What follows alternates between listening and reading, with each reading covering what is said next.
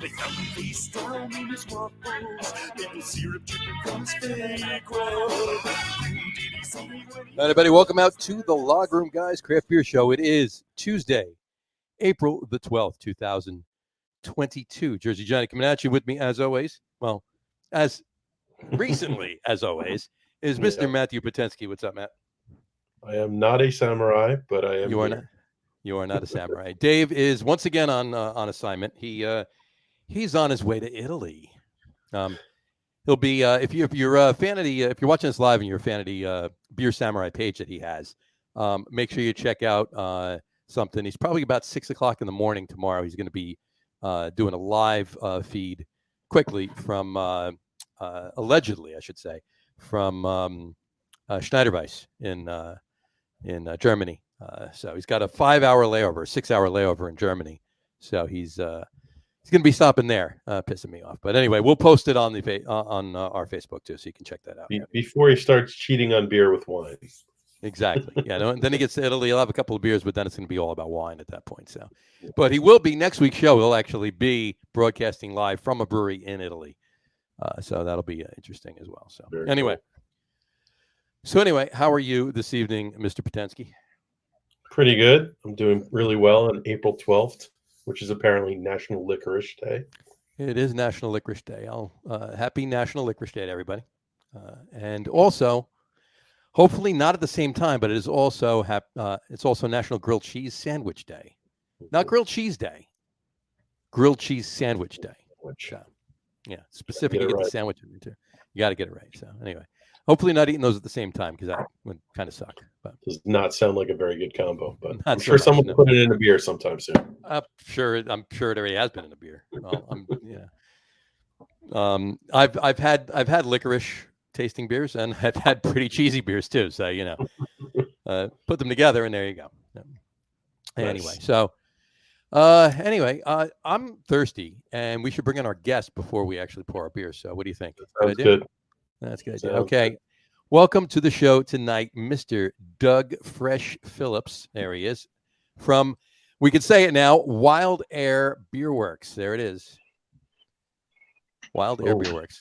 We had Nick on the show a few weeks ago with me and Matt, but we couldn't really talk about Wild Air just yet at that point because it hadn't been announced. But it was a hush hush thing. But now it's out in the open. It's been announced. So Doug is here tonight to tell us a little bit about it. So let's start with our beers because I'm really thirsty and it's been a long day, so I could use one. So Doug, what are you drinking while I pour? I got a little bottle of one of my favorites, Three Fonte. This is Ode Goose, the Golden Blend, 2011. Very nice. It's an oldie, but it's a goodie. Oh yeah.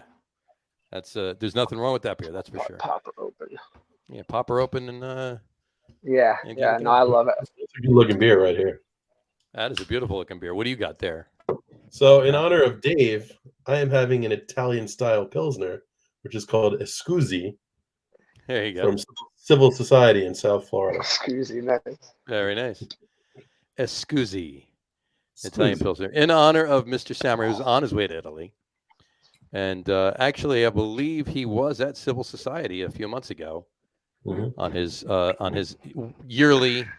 annual Florida trip. I'll take my obligatory picture of my beer here.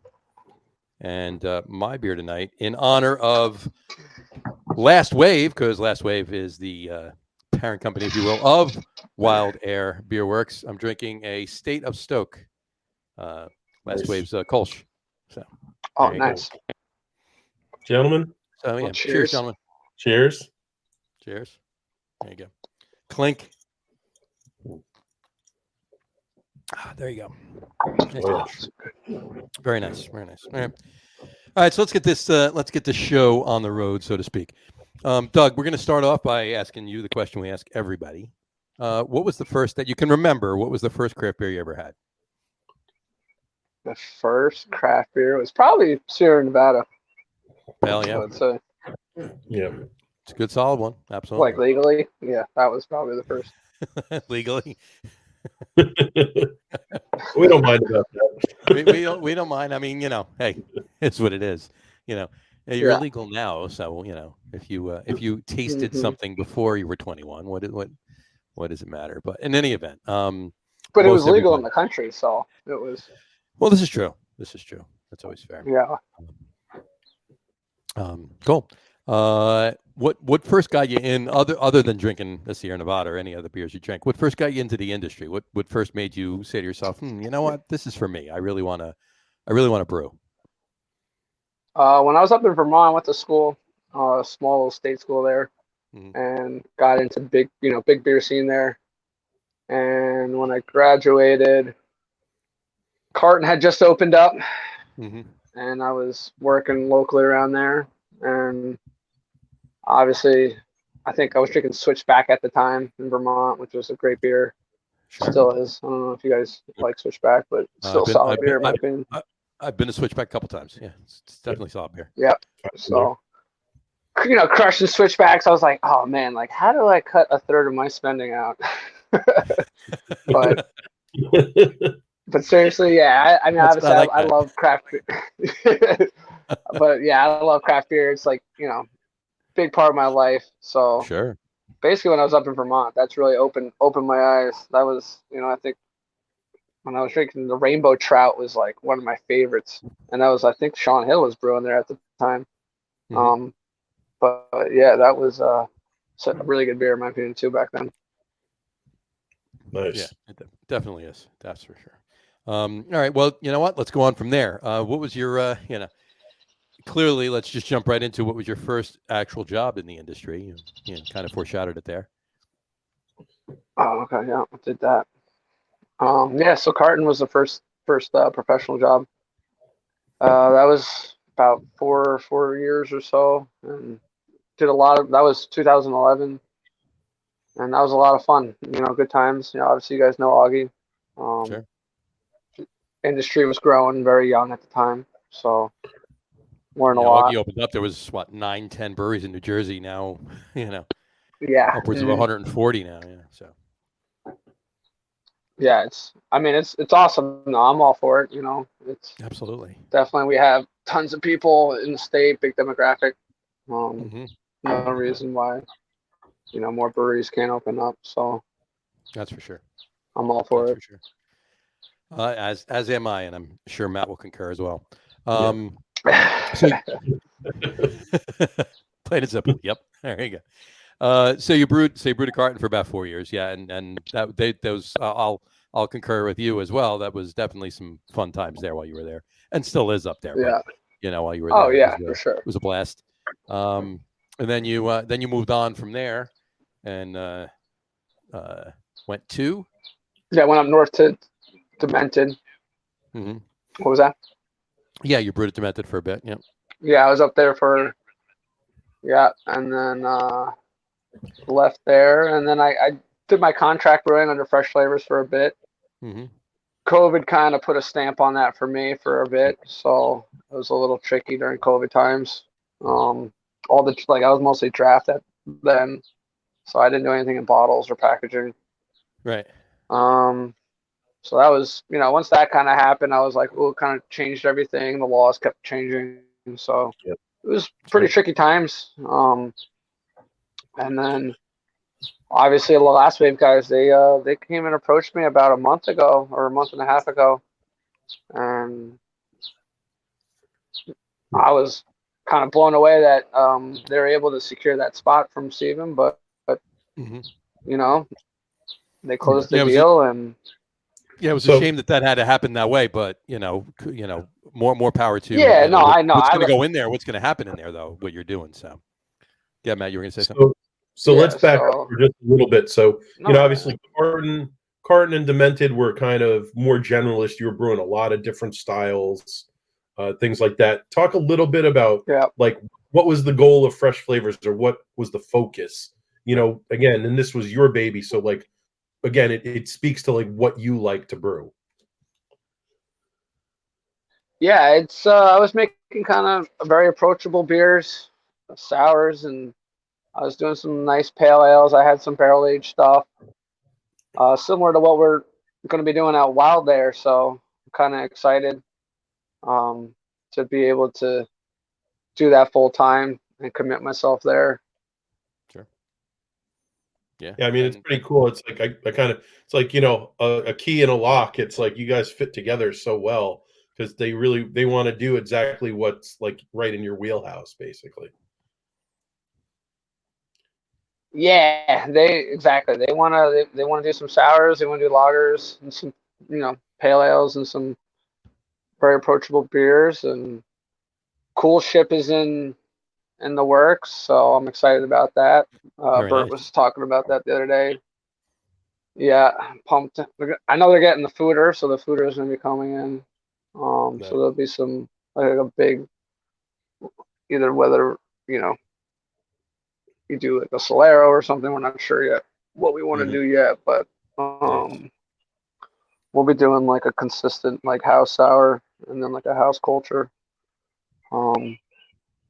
which is what like this time of year right now is perfect for cultivating, you know, some wild yeast. So that's awesome. Yeah, it certainly is. Yeah, Matt's absolutely right though. It just kind of fit perfectly together with what you were doing with your baby, with fresh flavors, and what you know, Nick and Bert want to do at Wild Ale. It was you know, it was like meant to be, basically. It just, you know, came out of it. It was kind of like when they approached me about it, I was like, kind of like, oh man, this seems too good to be true, because me and my wife, you know, we recently bought, so we're right near Asbury, so we're down the street, so it's super close for me. That's awesome. It's kind of like a perfect little match. That definitely. And works. obviously the equipment, you know, I was in there all last week, so I did a lot of cleaning, but you know, everything, you know, it's a nice little 7-barrel Deutsch system. Pretty slick system. So excited, just doing a water profile test on it and just gonna dial some stuff in. We were doing little test batches. So you started that just already? excited, just pumped it. Oh yeah, once I got the keys, yeah. Just doing like the test batches and the water profile. Yeah, I already started doing all that last week. So nice. Basically, hopefully this week we'll do like a dry run on the system. So we said if you need any taste testers, I'm sure we can volunteer. So we can handle that for you. Yeah. We're more than happy. Yeah, no, I mean, you guys are gonna be like a town over, so well, definitely. Exactly. For sure. What when do you plan on opening up? So I mean, at this point, I think it's just really up to the transfer of with the state. So I think it's hopefully June to July time frame. Yeah. Think about, obviously it's because all the equipment's there, right? And the permitting and everything else is just transfer and ownership and so forth and so on. Yeah, it's just think about how long it takes to open a brewery, and you know, we kind of know it's minimum of a year at least, you know. And this is like months. It's great, you know. All the supply chain BS that's going on now, and everything is just making stuff like longer and longer though. So it's, you know, it'll happen, but we'll figure. There's a lot of red tape. Yeah, it's worth it. A lot of red tape and a lot of other color tape too. Just a lot of tape, a lot of sticky stuff, just to, you know, keeping things holding things back. But yeah, no, it's refreshing. No pun intended. And I spell refreshing REPHRESHING. Nice. To hear that, you know, it can go that quick. You know, that's awesome. That's working that way, and we're absolutely excited to, you know, come up and hang with you as soon as you guys are open. That's for sure. So you said something like, for sure. I mean, oops, sorry. No, I was just saying. Do you have so did you say like you're gonna have some core beers? And then you're probably going to just have a lot of like rotational type stuff or seasonal type stuff, or, you know, like what kind of portfolio you guys are really looking at, or that's still in the works. You know, it's pretty. No, Bert has a pretty big tap list. He already, you know, has an idea of what a lot of stuff he already approached me with. And then we've been talking about recipes and building some stuff and doing things.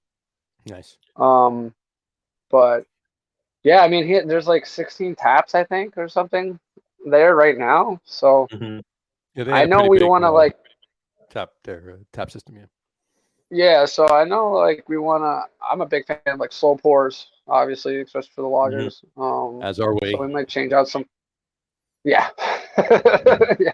So I want to definitely maybe change some things up a little bit in there, like we were talking.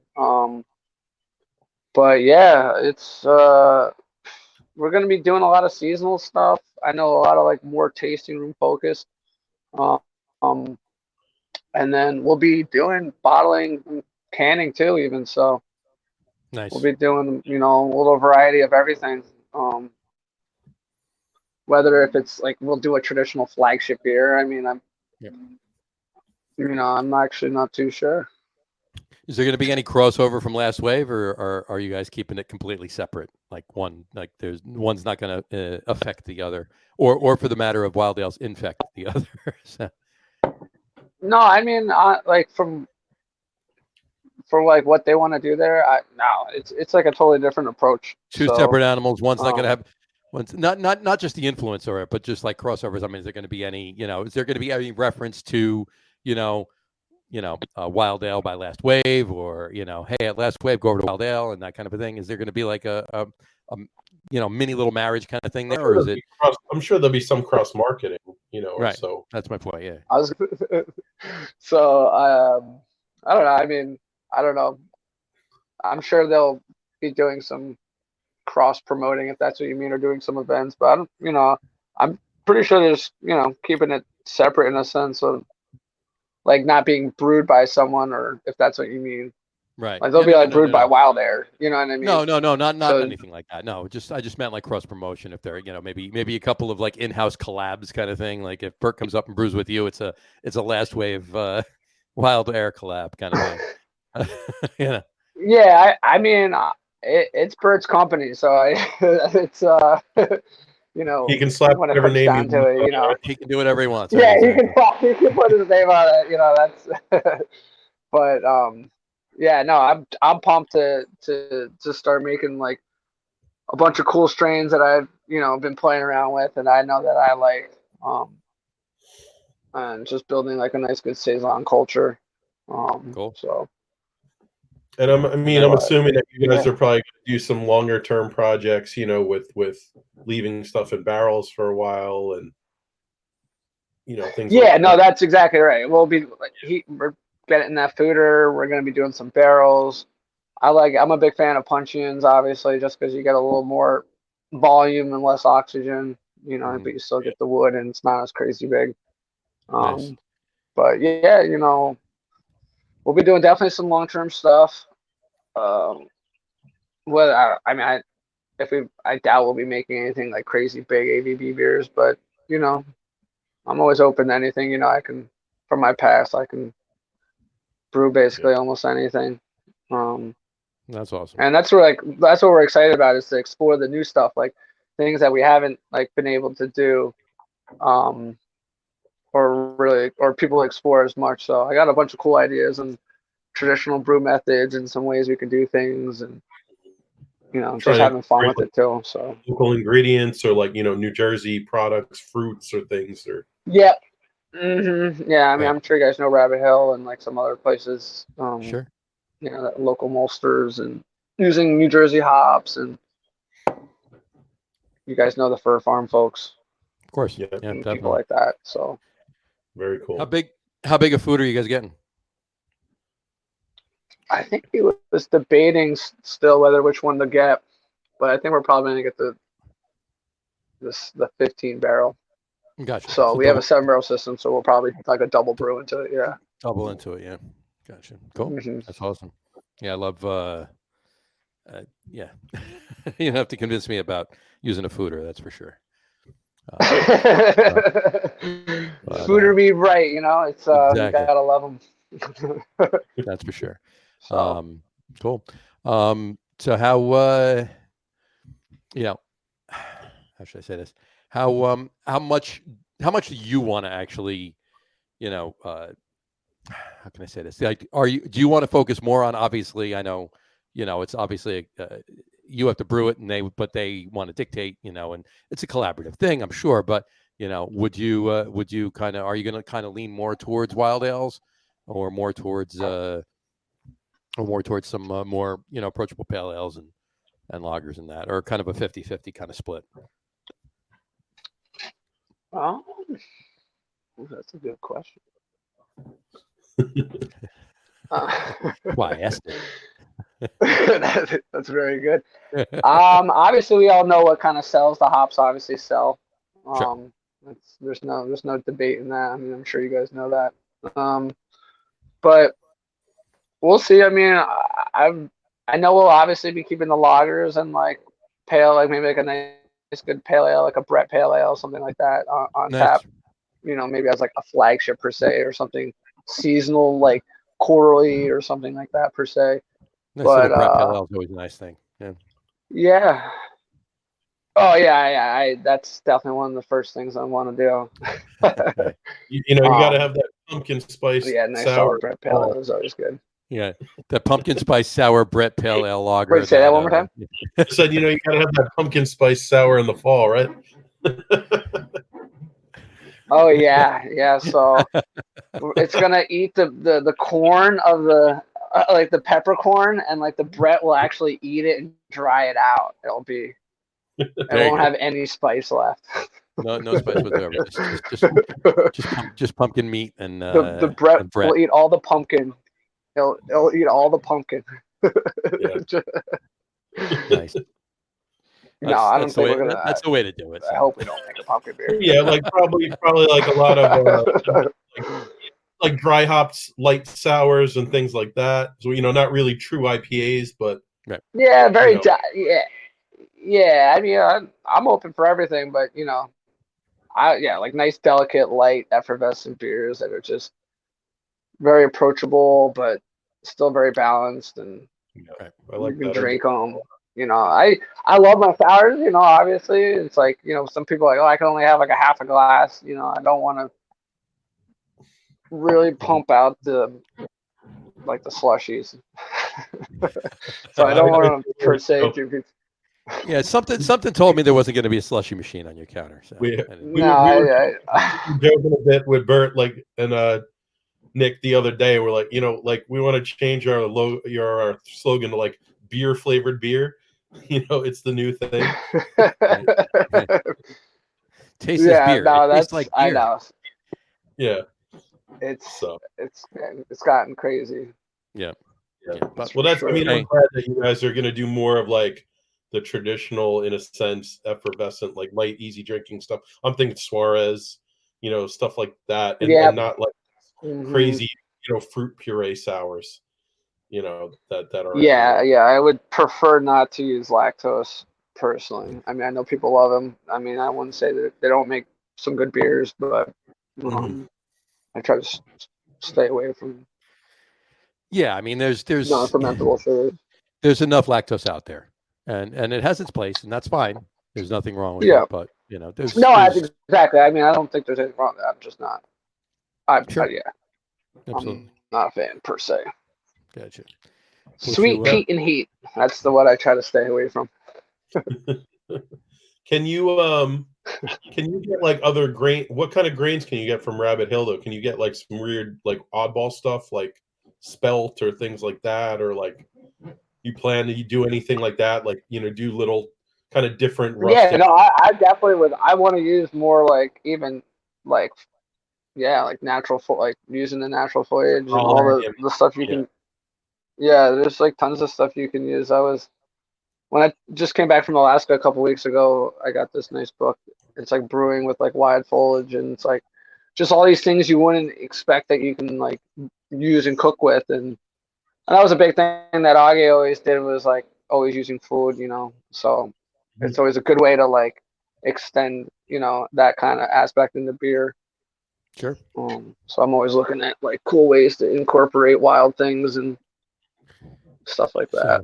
So you definitely spent some time in Belgium, and like obviously that's kind of where a lot of the wild ale tradition started. Do you want to speak a little bit about experience with Belgium, or? Yeah, I've been there twice. I had a blast. The first time I just kind of went to the public brew day at Cantillon, visited some breweries, made some good friends, made really good friends with the Stockholm brewing guys. And then the second time I went back, my buddy Joel, who I made friends with, he's brewing at Brasserie de la Seine at the time. So I got to brew there, and then he got me to brew it with Jean on a private day at Cantillon, which was really awesome. That's awesome. And then I went to Sweden and brewed at Stockholm with those guys at Stockholm Brewing. And then my buddy Joel now opened up Brasserie de la Mule.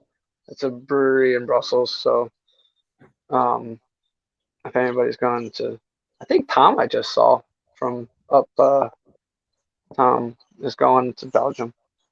I think he's leaving in a few days. I don't know. You guys know Tom, right? Yeah. What's that?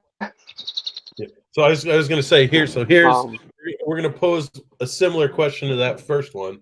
Since you love the wild ales, like what was the first wild ale, like sour beer that you had that like you were like, oh my goodness, this is my jam? Ooh.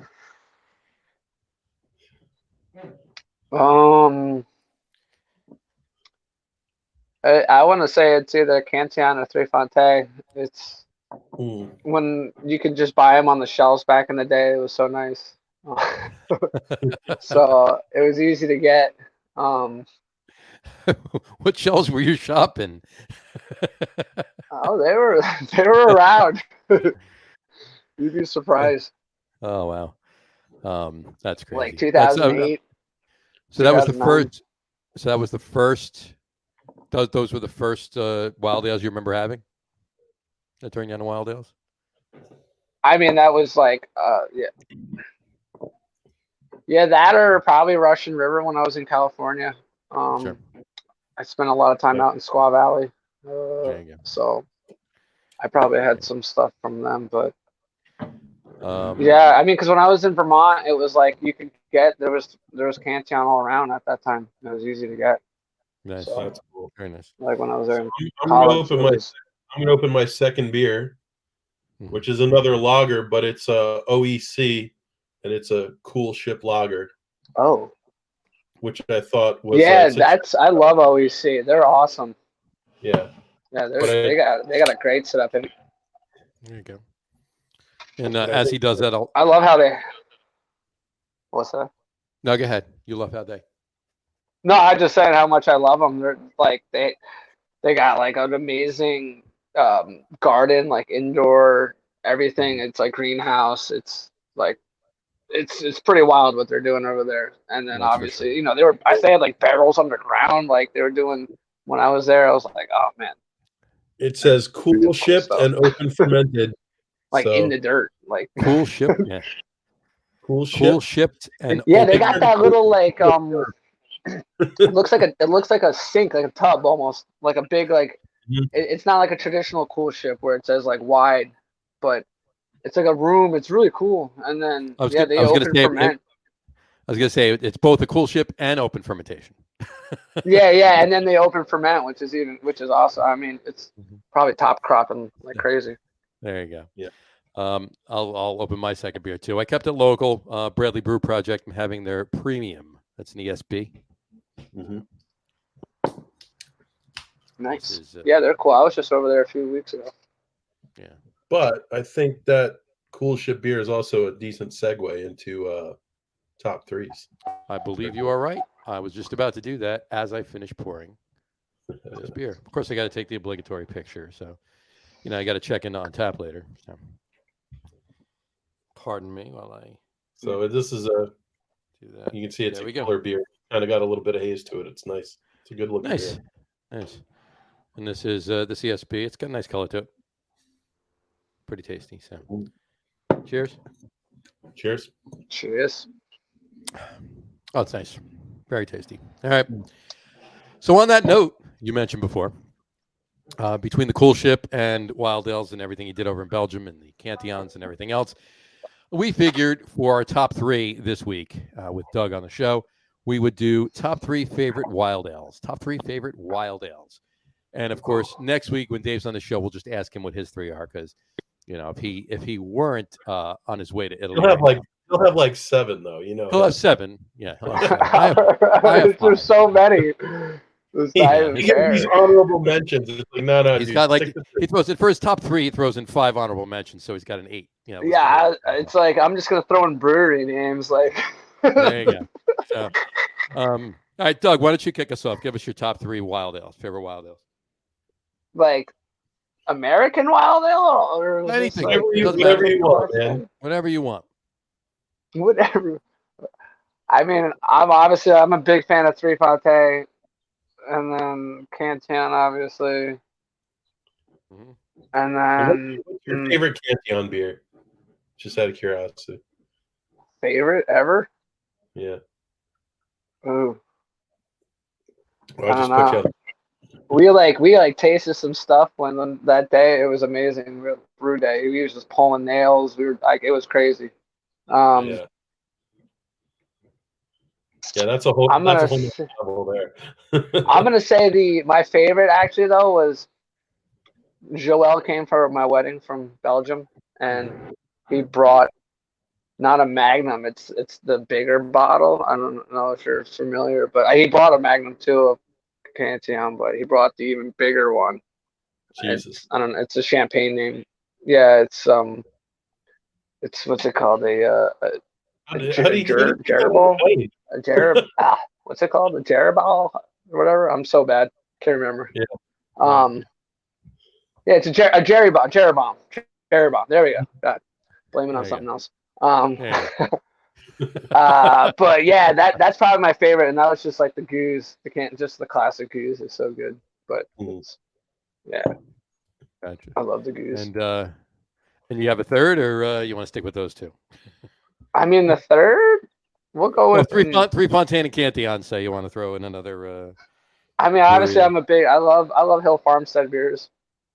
They're always good. Suarez is up there. There you go. Casey makes some of the best fruit beers in my opinion. I don't know if you can get anything from Casey Brewing stuff, but they make some really good fruit beers. Nice. But yeah, that'll work. I mean, obviously, that's the classic, you know. Yeah, I mean, it's hard to mess with. It's kind of hard. It's kind of hard to beat those. It's kind of hard to beat those. Yeah, no, that's for sure. They have all the tradition and the years of experience, and it's just their whole ecosystems that they build there in those breweries. So. Yeah, exactly. They're just so fantastic. It's amazing. Yeah, Matt, what are yours? What's your 3? All right, so this is interesting because I broke it down 3 ways. So I have pretty much my favorite sour or wild ale in the world, and that's Duchess de Borchna. It's a Flanders red. It's probably like the dictionary definition of a Flanders red, but I like the acetic kick. Probably for an American, Lost Abbey Cuvée de Tommy. So that's kind of like again like an Ode Bruin style, so more of an acetic sour, but it's got the cherries and it's aged in a bourbon barrel, so it's got a lot of stuff going on. But really love the profile of that. And then I have my third one will be New Jersey, and it's the Referend Beer Blendery. I know they've now moved to Pennsylvania, but when they were here, I had a sour from them called Koff, which is Nyeri Tarandundu, which is basically it was a sour with a coffee from Kenya in it. And in my mind, I never thought to put coffee in a sour beer. Like to me, that was I couldn't really rectify it like that. To me, that would be like that's weird. And I had it, and it just blew my mind because I was like, wow, this is like flavors I never would have put together in my head, but drinking it was like it just impressed the hell out of me. It was like this is so cool and such a unique thing that I would have never put together on my own. So I can imagine. That sounds amazing. And it's I mean, you know what? Yeah, they left Jersey and they moved to Pennsylvania, but they're not that far. It's like another 15 minutes. They'll still make great stuff. So absolutely. So all right, I'll give you my my top 3. I'm gonna take a little slice of Dave because he's not here. So I'll give you 5. So I'll give you 2 honorable mentions. Now, really quick, and all of mine are going to be. You know what? I knew Doug was going to go with Cantillon and Three Fontaine and everything else, and Duchess is. I mean, just what an else am I? amazing- What are you all gonna lie? Of course. No, I don't know, want man. to. I can't. That's why we let. Yeah, that's why we let you go first, so you That's can. why we let pick you go all the- first. But I don't want to. I don't want to repeat. I don't want to sit here and just repeat yours and repeat Matt's. And, so that's what we do. I mean, I always want to. I could. No. It's fine. That's what we do. That's why we do it that way. I'm just saying I don't want to. That's why we do it that way. We do it that way so we don't repeat, and it gets a little bit more exposure for other things and some other flavors. So, but I'm going to give basically all American here, basically. A couple of honorable mentions really quick from Trillium. Raspberry Soak was a really tasty wild ale he did, and Allagash Little Brett. That's why I mentioned it a couple of times before. You kept saying you're going to do a Little Brett pale ale. Oh yeah, that's a great beer. Their Little Bread is a great beer. Yeah, it really is. So those are my honorable mentions. But my top three are number 3 is Avance from Allagash as well. It's a 9.5% wild ale. That's a crazy good one. Lost Abbey Framboise. Framboise d'Amorosa is very, very tasty. And my number 1, and you mentioned Russian River before. Consecration. That's yeah. I almost drank that today. I had one. I was gonna. When it comes to American wild ales, that's my number 1 right there. Consecration. Yeah. It's and there's nothing beating it. It's just so good. And the black currants in that. It's just such a good beer. It really is. So anyway, Vinny, he's been doing it for a while, man. Vinny. Oh yeah. It's pretty cool just to watch the more like the proliferation of wild ales in this country, though. Like I think it's a lot of people have really taken it, and there's a lot of breweries that are doing a lot of really good stuff, and all across the country too. It's side project. You have tons of good stuff near Denver, obviously. Sure. Yeah, I mean, like you said, Allagash, and you got, Oxford, you got a bunch of places up in Maine. Oxbow is always doing good stuff.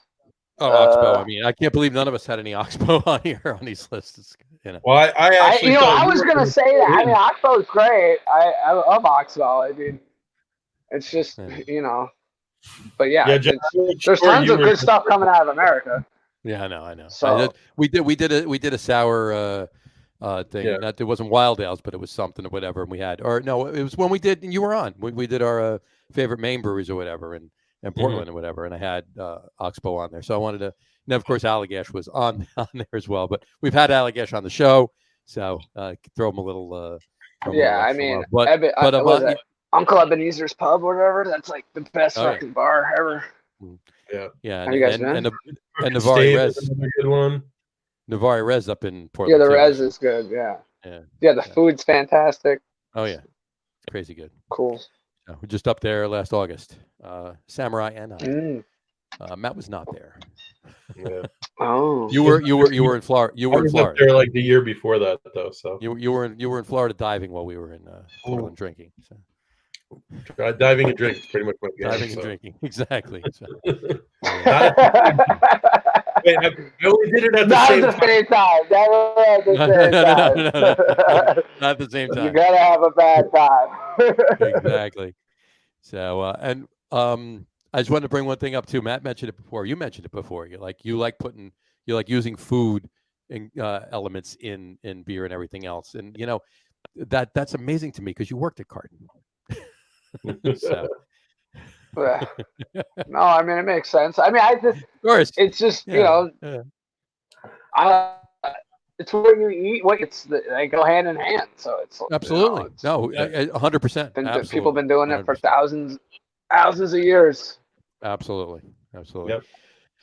So it sounds like the beers that you're going to make are going to. I feel like we have so much more to talk about, but I have to leave you guys.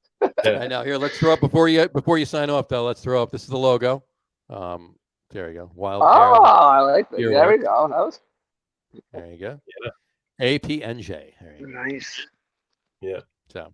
Well, Doug, we wish you the very best. We know you're probably going to straight kill it there. Like you said, this is right in your wheelhouse, and we can't wait to be there and try some of your wares. And wish you the best, brother. kick some butt. Absolutely. Yeah, well, I'll let you guys know if anything taste testing or soft opening. Yeah. Yeah, keep Cheers. keep us We'll, posted, and we'll have we'll come down and help you decide what ones taste good and what ones taste better. How's that? I like that attitude. My man. All right. All right, John and Matt, it's been a pleasure. Namaste, and you guys have a great night. You too. Cheers, brother. Cheers. Take it easy. Adios. Yeah, man. Enjoy. Cheers. Cheers. As he Doug had to leave the show because he had a tennis date, so he had to go play some tennis. So I think Venus or Serena, one of them was there tonight. So I'm not quite sure exactly there. But now he's got tennis every Tuesday night. So he did take time out. That's why we started a little bit earlier tonight, and got to go inform him so we can get him in on the show. But we want to do that. We want to get everybody aware of what's going on in Asbury Park now. It's sad to see Dark City go, but it's also great to see Last Wave making the jump over to Asbury Park. Not instead of Last Wave, in addition to Last Wave, and opening up Wild Air Beerworks, and it's going to be good. It's going to be fun. They're going to have a great venue up there. It's going to be busy up there in Asbury Park for them. It's going to be fun. I think it's great. It's nice to see that space getting used, though. Yeah. It really is. Yeah. It was a shame, driving past there and just seeing it closed up. I felt so bad, but one thing led to another. I mean, it's COVID. COVID definitely affected a lot of things, man. So it definitely did. It is. I'm kind of happy in some ways that we didn't have more breweries in the state fall that way. So yeah. No, that it sucks for them, and it did affect a few others because a few others have closed. They did try to make a go of it. Unfortunately, Dark City never actually got to reopen. But the others did, and they tried to make a go of it, but they just couldn't hack it. And then rising rents and the space of square footage is that's going up too. I mean, the price of everything is skyrocketing across the board, so it's difficult. So I think it's a great plan by Bert and Nick too to have something that's kind of a completely different focus. And sure, you'll have two breweries, but the identities of those breweries are going to be very distinct and very different, and serve different product portfolios, and that's going to be super cool. It's going to be super cool to have either way you want those beers. But like I said, if anyone hasn't been to Suarez or had Suarez beers, like that, they're one of my favorite breweries. Just it's one of those things where the beers are so simple at heart, but they're just so incredibly well done. And for a light beer, 5% to have that much complexity just from grain and hops and a little bit of yeast character or wild yeast character or whatever, it's amazing. They're such amazing beers. They're like the beers that they're more than just the sum of their parts. That's the best way to say it. Yeah, fair enough. That's for sure. Yeah, they really are, and I think there's going to be a lot of that in Wild Air for them. They're going to do a lot of that. I couldn't help but think a couple of times, they're doing the sours over there, doing the wild ales over there. It's going to be spontaneous fermentation and, their fooders and everything else. So, I couldn't help to keep thinking that it was like Last Wave's area too, for Two Roads kind of thing. But kudos to them. And I couldn't be happier for all three of those guys, Nick, Bert, and Doug. What a great combination there. I think Doug is the right guy for that, and Nick and Bert are good businessmen, and I think going after him and getting him for that project was just a fantastic move. It's gonna that was genius for that, because that just it was two gears that fit perfectly together, and they just mesh. Exactly. So all right, anything else we want to put out there? I think we're good for today. Other than Dave, don't drink too much wine, and be ready to have some beer again with us soon. Yeah, if you're on the plane's Wi-Fi and you're watching this or rewatching this or whatever, so we missed you on the top three, but I'm sure if you watch this before you actually do your live broadcast from from Germany in about 10 hours or so, 11 hours, 12 hours, whatever it is. You'll give your top 3 during that. So while you're drinking Aventinus from Tap 6 at Schneiderweiss. So, jealous. Yeah, very jealous, very jealous, very jealous. That's on the list. I told him too last week. He asked me too.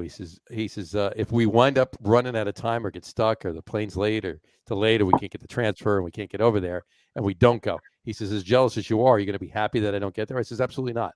I'll be upset for you that you didn't get there. I'm still jealous, but I'll be upset for you that you didn't get there. Yeah. Damn right. So exactly. So anyway, all right. On that note, we will wrap up for today. I want to thank everybody for watching. And for those of you just listening to the audio podcast, thanks for listening. Don't forget to visit our website, www.lagerroom.com. That's LAGERROOM.com. And please remember, like us and follow us on all of our social media, Facebook, Twitter, Instagram, and, of course, our YouTube channel. All of them are at The Lager Room. Remember, we go live with the video podcast on both Facebook and YouTube every Tuesday night around 6:30 Eastern Time, that is. And for those of you who just want to listen to the audio podcast, you can do so on Apple Podcasts, Spotify, TuneIn, Stitcher, Google Podcasts, Amazon Music Podcasts, and iHeartRadio as well. And if you haven't done so already, please subscribe to one or more of those feeds, and you'll never miss a show. Again, thanks for following along with us. Have a great rest of your week. Have a wonderful weekend. Have a wonderful Easter if you do celebrate. And drink a lot of beer, but drink responsibly. And we will talk to you soon, folks. Take care. Cheers. Gotcha.